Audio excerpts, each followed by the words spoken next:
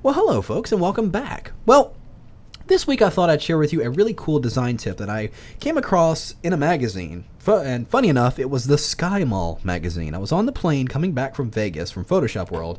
I'm sifting through the magazine, and I know we're all guilty of it, looking at the really cheesy stuff, and sometimes some cool stuff in there. But there was an ad, I believe it was for a watch company, that had a really, really cool kind of a distorted grid background. I'm thinking, that's really cool. I wonder if I figured out how to do that.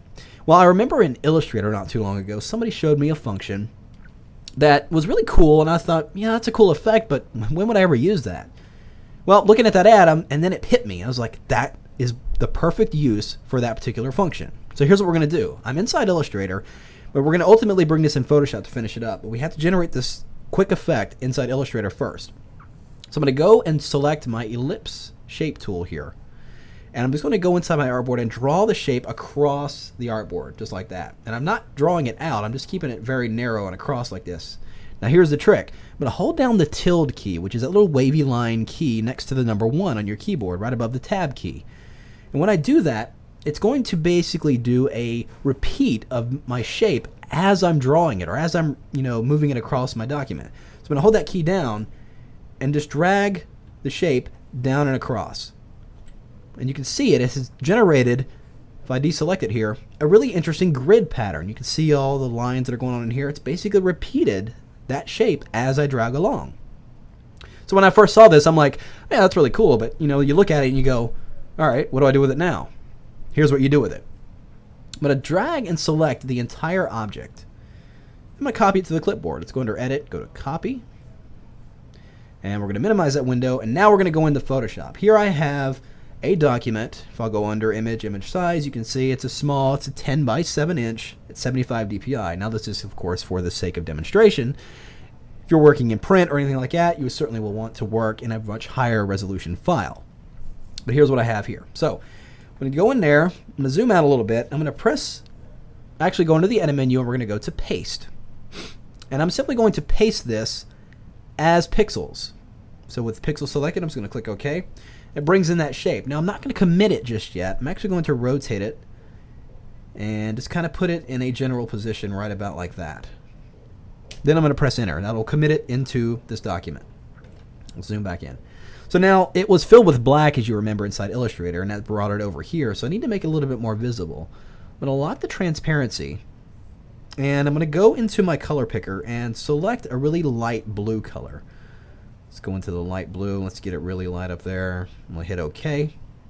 So that light blue is in my foreground, and with the transparency locked, I'm simply going to press Option Delete, that would be Alt Backspace on a PC, to fill that grid in there.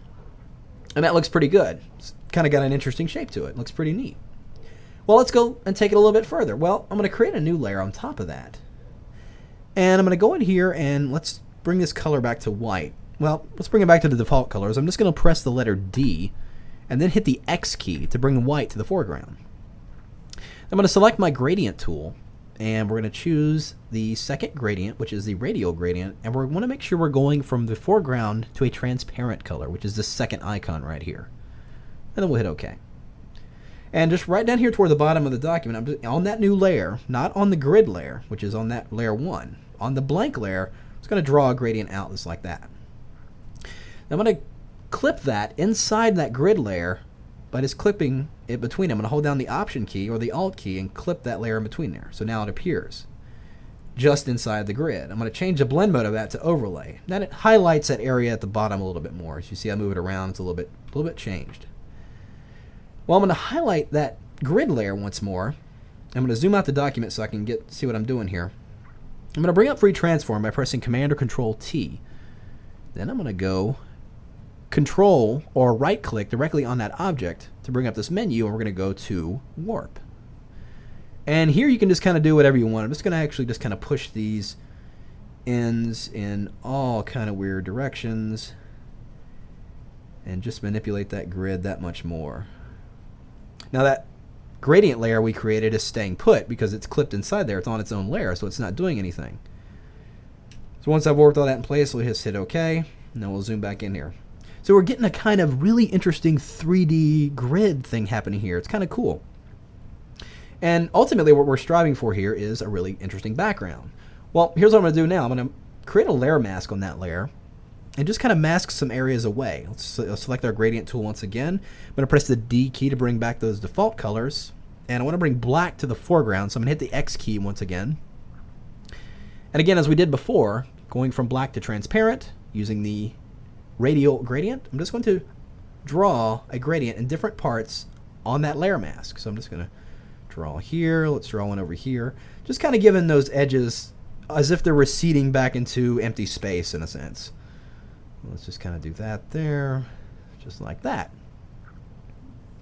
So that's pretty much it. I'm going to go over here and select that background, and let's go and get another of that blue color. And let's give that background a little subtle hint of blue. Again, using the gradient tool, foreground to transparent, using the radial. I'm just going to draw a gradient in from the back here, up just like that. So it almost looks like there's a light source coming from down here. It's shining up on that grid. Well, all there's really left to do now is just pop in some text. Here I'm going to select my text tool. I'm just going to click in here once. And let's go with, CS3. Big techno letter CS3. So, and this font is actually, if I double click and highlight that font, you can see it's Terminator, which is from the movie Terminator. I actually found this font on a website called DaFont. It's DAFONT.com. Has all kinds of really cool free fonts you can download. So I'm just going to park that in place there. I'm going to go under Window to Styles. I'm going to open up my styles. I'm just going to apply one of these default styles in here, which is this little chromey gel effect there, and boom, there we have it. And that pretty much is it. Look at that. We've created a really cool three-dimensional grid simply with that really crazy function inside Illustrator that probably nobody ever thought to use, but here's a really cool use for it, creating a really interesting three-dimensional grid in there. So there you have it. Give it a try yourself. See what kind of funky designs you can come up with, and have fun with it. We'll see you next time.